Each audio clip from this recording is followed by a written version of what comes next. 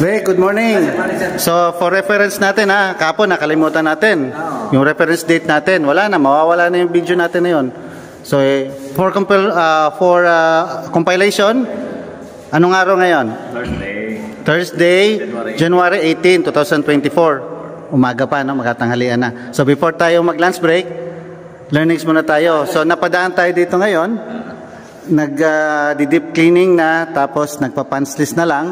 So meron tayong na-obserbahan, Rick, henerasyon talaga, Rick, panahon, sa panahon natin during site engineer days natin, pagka sa mga ganito, hotel o ano man, kondo, sa time natin wala pa masyadong kondo, Rick, no? Nagsisimula pa lang. Mga project tayong ganito, hotel talaga, no? O sa mga hotel, di ba? Hospital, mga ganon.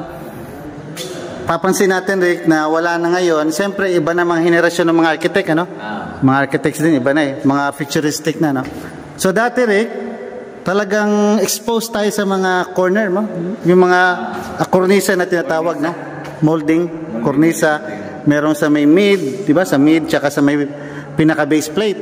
Base plate, baseboard, di ba? Oo, uso dati baseboard. Oo, baseboard talaga yan. Tapos sa may kanto, meron talagang kornisa. Pati sa may mid-rail, parang,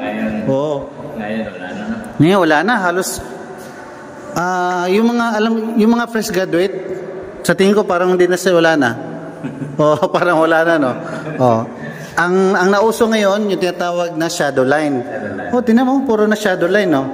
Sa bagay, maganda naman, Rick. Simple, and yet, maganda. Straight talaga. Magamit tayo ng plastic strip. Di lang tayo magbabanggit ng brand.